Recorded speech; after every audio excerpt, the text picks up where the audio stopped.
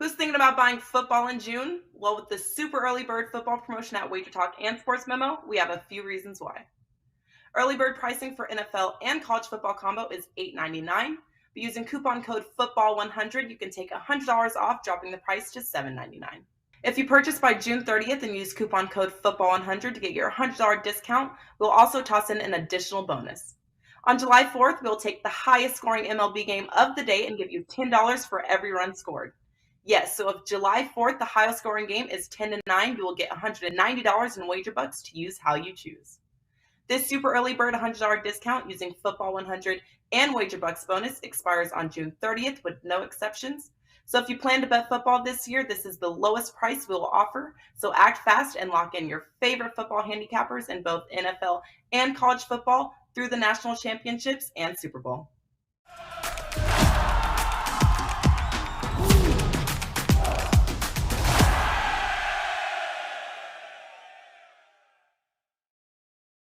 Welcome into First Pitch for June 14th, Tuesday's card. We're breaking it down here on the WagerTalk YouTube channel. I am Drew Martin, joined by Dave Koken and Brian Leonard of WagerTalk.com. Going around the horn here, we got Dave Koken joining us today. Number one MLB handicapper since 2019 at WagerTalk.com. Up on the season. Pretty good here, Dave. Having a good season. Let's have a good show. Welcome in, buddy. How you feeling?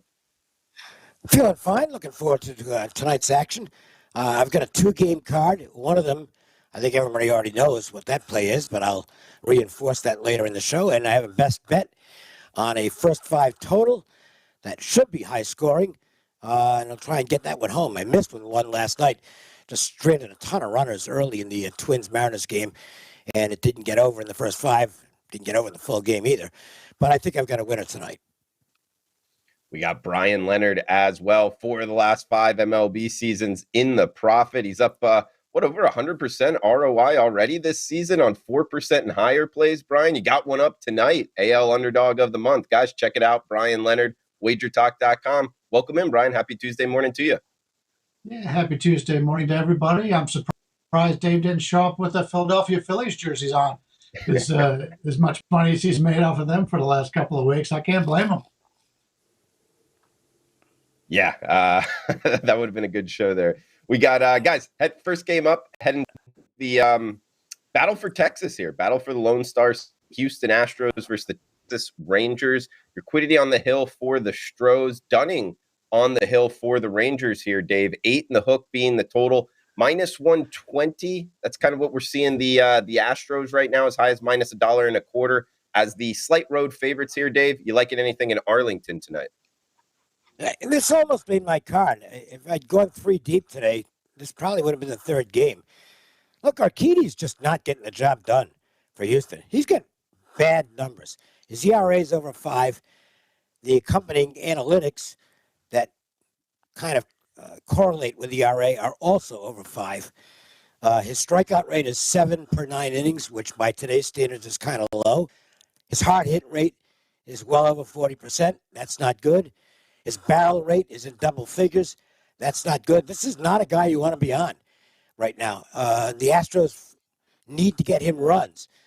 Will they get him some tonight? They'll probably get him a couple because Dunning usually doesn't shut down the opposition. But what Dunning generally does is keep the Rangers in the game. He's a grinder. Doesn't throw particularly hard. He's a location guy. He has to have his command or he can get hit. But he's generally got it more often than he doesn't. To me, would be a first five on the Rangers with the better starting pitcher and plus money. Good stuff, Dave. And Brian, coming to you next. You like the Rangers in the first five as well, or are you looking at something else here in Arlington tonight? I am looking at something else here, but I'm going to use it as my best bet. So I'll keep the show short, and I'll come back at that time and explain my reasoning. Like that, short to the point. Best bets coming up at the end. Brian, we can start off with you on the next game here. We get the New York Mets hosting the Milwaukee Brewers. Good game here, 7:10 Eastern time, guys. Chris Bassett against Hauser going for the Brew Crew. Total of 8, minus 145 on the Metropolitans at home. Brian, the Mets, number 2 home record in MLB. They're hitting home runs, number 2 in MLB with home runs, number 2 in RBIs for Pete Alonso. This team is good, Brian. You looking to step in front of the Mets tonight, or just look to back them at the minus 145 price tag? Yeah, I talked about the Mets yesterday. Is all the success that they have had. They've done very well against teams with winning records, and they've done it all without, for the most part, their 2 best starters this season. So it's been a team with a lot of injuries, but they're very resilient, and this team has got some depth. And that's something you haven't seen in the past, especially from a pitcher standpoint for the Mets. But right now, it takes a lot for me to want to go against the Mets. Chris Bassett on the mound tonight against Adrian Hauser. 2 guys very similar. Neither guy is a big strikeout guy. In fact, Bassett's a 25.3, which is decent. Adrian Hauser only 18.4, but neither team throws a lot of fastball, or neither player throws a lot of fastballs, which I think is one of the reasons why they have some success. Adrian Hauser only 18.24% on his 4 seams, and Bassett 17.9.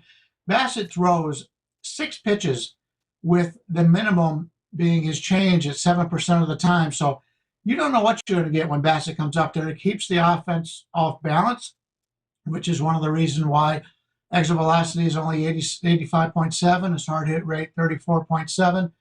And anytime I can fade this Milwaukee offense, I'm going to do it.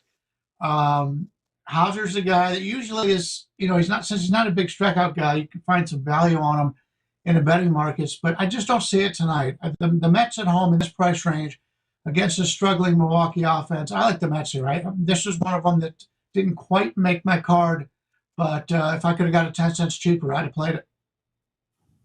Dave, what are you liking in New York tonight? Well, pretty much in agreement with Brian. I didn't play the game only because of the price and the fact it is the first game back for the Mets coming off a West Coast road trip. Sometimes it takes a day or 2 to settle in. But there's just nothing to like in Milwaukee right now. They finally won a game on Sunday, but they'd lost 8 straight prior to that. They're not hitting the baseball. They're actually not throwing it particularly well either. Look, losing Peralta and having Woodruff on the DL has definitely compromised their rotation. And even Burns has had some command issues lately. He's good enough to pitch through it, but he hasn't been at his best. Hauser's very inconsistent. He's a pitcher I have a lot of trouble figuring out which Hauser is going to show up. So I have a tendency to stay away from his games, but I really don't want any part of the Brewers here. So it would have to be the Mets or pass for me. All right, guys, we got 1 game left. Best bets at the end, the nightcap for the show. Last game on the card.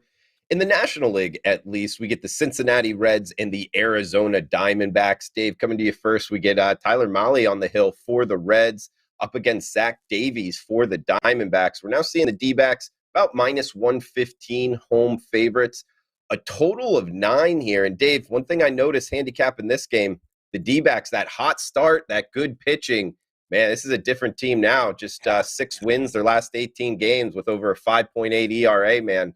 I'm looking towards the Reds here. You liking anything in the desert tonight, Dave? No. I find it really difficult to put money on the Reds in almost any conditions. I might consider it when Hunter Green's on the mound because he has really started to figure things out and can become a guy who you can bet on in the first 5 at plus money and have a decent chance to get a win. You don't want a full game because that Reds bullpen is atrocious. And I made a crack on Twitter that Hunter Green ought to request a trade after a Sunday's game where he pitched brilliantly, and then the bullpen fell apart late and blew the game against the Cardinals. The rest of their staff isn't very good. The offense will have its occasional good games. They had one last night. But with Tyler Stevenson, arguably their best player, now injured, that's not good. I don't want to lay prices with the Diamondbacks. They're not playing good ball right now. I think they were playing over their heads for a good portion, finding ways to grind out wins coming from behind. They're a really scrappy team. But scrappy minus the S is still crappy. And that's kind of what the Diamondbacks are. They're really not very good. I think Troy Lavillo's done a terrific job getting the max out of this team. But I think they're going to be a losing team for the rest of the season. It's just a garbage game to me, and nothing really stands out here. So my recommendation is to leave this game alone. Boom, boom, like that joke there, Dave. Brian, coming to you next. To Dave's point, I mean, it is a little bit of that degenerate special feel, late night, two teams. Hey, probably not playoff bound here, but hey, it's something sports bettors can get involved with. What are you thinking in the desert tonight? Yeah, no matter how bad some of these teams are, the line is the great equalizer.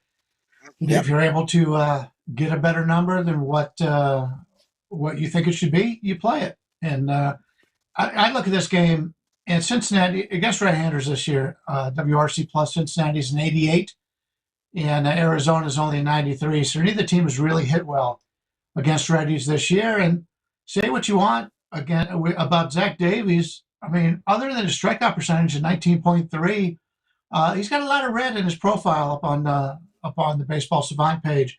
Excellent from exit velocity, 85.7, hard hit rate, 31.2.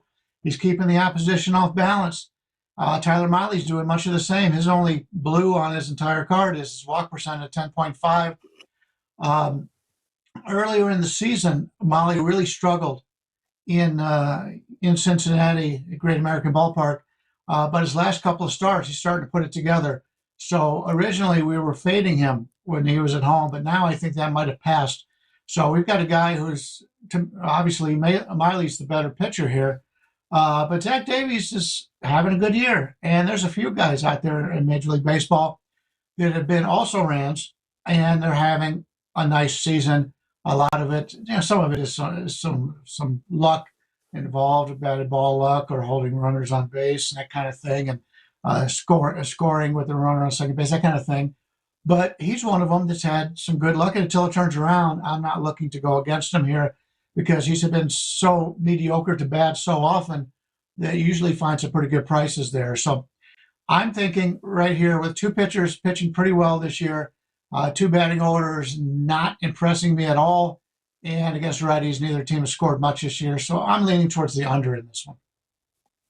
Okay, looking towards the under there, guys. Good quick show. We do have best bets coming up. Brian, I think this is your last time scheduled for first pitch for this week. Brian, a regular here on the show, but Brian, we were talking a little bit off camera in terms of the Guardians, visiting the Rockies tonight in Colorado. You're thinking about going and looking at the Cleveland Guardians, 29-27. They're 3.5 games back from the Twins, 7-3 their last 10. Just wanted to ask your opinion here. I mean, not only in tonight's game, but betting Cleveland going forward. I know it's a team you follow closely here. Any interest in laying the minus 160-ish tonight, or maybe back on the Rockies? And what are you thinking about betting the Cleveland team going forward the next week or so?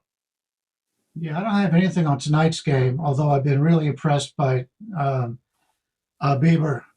When he came into the season, he's down like 2 yard or miles per hour on his fastball. In fact, all his pitches have been down. But I've been watching, and that's the off-speed pitches he throws drop so much, and you just see the batters swing and miss on anything. I even said, if I was to come up to bat against him, anything around the knees, I would just let it go, because if it's going to drop, you're not going to hit it anyway. And you just see so many of his strikes coming out of the strike zone in the lower part of the area in the dirt. Just get up there and just stay there unless you get something around the midsection or higher. I wouldn't even bother swinging against him because that ball is moving like crazy. Now, it is being played in Colorado, and we know the breaking balls do not break as much, which is one of the reasons why I'm a little bit concerned here with him going there. But nothing on tonight's game. But this Cleveland, the starters for the offense have really come around. They brought some guys up from the minor leagues that have played tremendously. And the guys they started with last year that they brought over, Miller and a couple others from San Diego, for the most part, in these big trades they've been having with the Padres, they're starting in the lineup now. So Cleveland's really got a lot of real good depth. They've got guys in the minors. I think the future looks bright for them if they can get some. They got a couple pitchers on the way next year probably that are looking really good. So next year I think Cleveland's going to be a competitive team. They may have a chance to win this division. Ryan Leonard at B Leonard Sports on Twitter. Check him out, WagerTalk.com. For the last 5 MLB season's profitable there. He's got his best bet for the show coming up. He's also up pretty big on his best bets this season. We got Dave Koch, number one MLB handicapper since 2019 at WagerTalk.com. He's up big for this season. He's got his best bet for the show coming up. And Dave, any final thoughts? And where are you going for your best bet for the show, buddy? Well, the best thing I've done this baseball season was take a chance on the Phillies when they fired Joe Girardi. And I posted this every place. I said it on Twitter. So if you're one of the people that follows me on Twitter, you got this information right away. Likewise, I said it on the shows that I do here on Wager Talk and another Bet Rivers podcast that I do. I thought the Phillies had a chance to turn things around immediately. Good roster that was underachieving. They weren't playing horrible baseball. They were just grinding in the wrong direction. And I thought they were a flat team. This is where you garner information from watching games more than just looking at box scores. I am a game watcher in every sport. If I don't watch the games, I won't handicap the sport. It's part of the reason why I don't do the NBA. Look, I have the same access to information that everybody has in the NBA, but I quite frankly don't like watching the game, and I don't therefore have a feel for the league. And I decided a few years ago, I'm done with it. I'm not going to do this anymore. Baseball, I watch a ton. And the Phillies, I thought might be a candidate to get energized when they made the managerial change. And that's exactly what's happened. This team has come alive mentally as well as physically. So anyway, I got on them in the first game and have stayed on them. I've bet them 10 straight games with a 9-1 record. It's a no-brainer. I mean, the market has caught up. There's no value in the Phillies on a game like tonight. I mean, it got up as high as 160, and it's dropped down some from there. But they shouldn't be that big of a favorite in the individual game setup. But because I've played them 10 times in a row and have picked up a bunch of profits on the team, I'm just going to keep playing them until they show me they're cooling off. Phillies again, I'll make it the best bet here. And if you've been riding along the Phillies bandwagon with me, just keep playing them, guys. Keep rolling that dice on the Phillies for Dave Kogan. Great call, Dave. I remember that show. You brought that up, man. Exactly right on that. So hats off to you, man. Guys, for my best bet, I'm going to the Mets, minus 145. We talked about it a little bit earlier. Look, the Mets, number 2 home record in baseball, only behind the Yankees, by the way. So they're winning some games there in New York. They're 19-8 at home. They got Pete Alonso right there in the middle of their order, number 2 in baseball in terms of home runs and RBIs.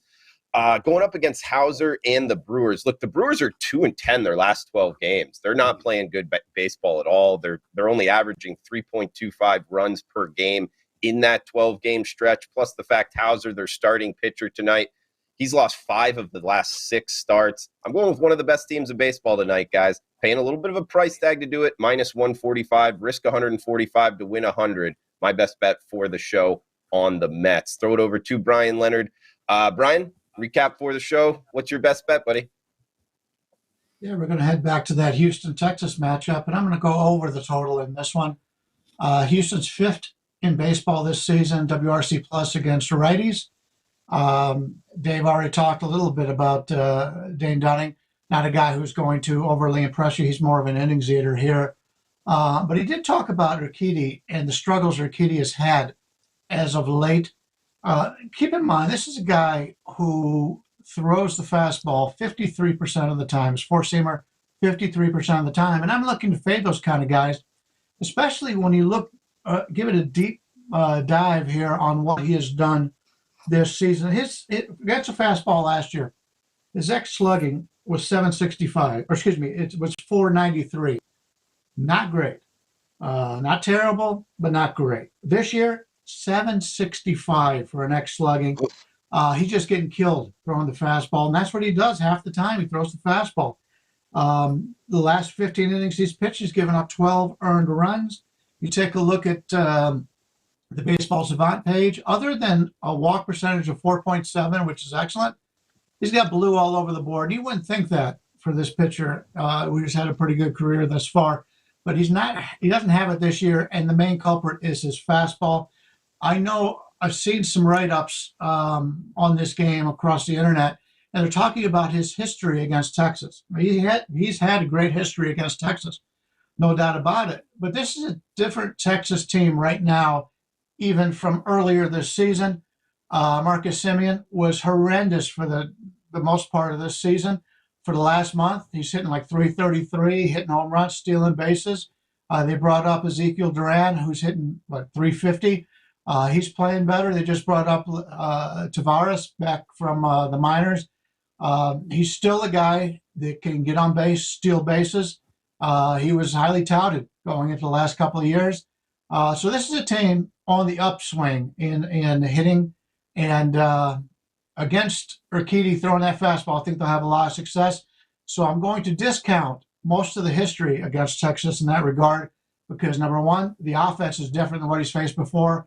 And more importantly, this is a different Urquidy than what we've seen in the past. So give me the over here with the Astros with 114 against righties. And Urquidy throwing that fastball that's getting beat all year long. We'll see it again from Texas tonight. Up and over in a hitter's ballpark tonight for Brian Leonard. Just heard it there. Over 8.5 minus 120 in the Lone Star State battle there between the Astros and the Rangers. I'm on the Mets minus 145 and Dave on the Phillies riding that train minus 140. For Dave Koken, Brian Leonard, I am Drew Martin. Guys, thanks for tuning in. If you're liking the content, please smash that like button. Feel free to reply below. Huge shout out to the chat box as always. Best of luck if you're tailing. We'll talk tomorrow. Thanks for tuning in. Want a free PlayStation? Yes, free. Who would have thought in November 2020 when Sony released that PlayStation 5 that we'd be sitting here almost 20 months later with no consoles on shelves and very few available with online retailers? Well, we got our hands on a disc console, but instead of teaching Present Teddy how to play NBA 2K, we'd like to send it to a loyal WagerTalk supporter. You can start earning entries now and repeat daily just by going to wt.buzz/PS5 and perform the social media tasks below to earn entries into our raffle. The contest will end at midnight on July 3rd, and a random winner will be announced on July 4th. Help us reach 100,000 subscribers on YouTube and grow our social media footprint, and you could be the new owner of a PS5.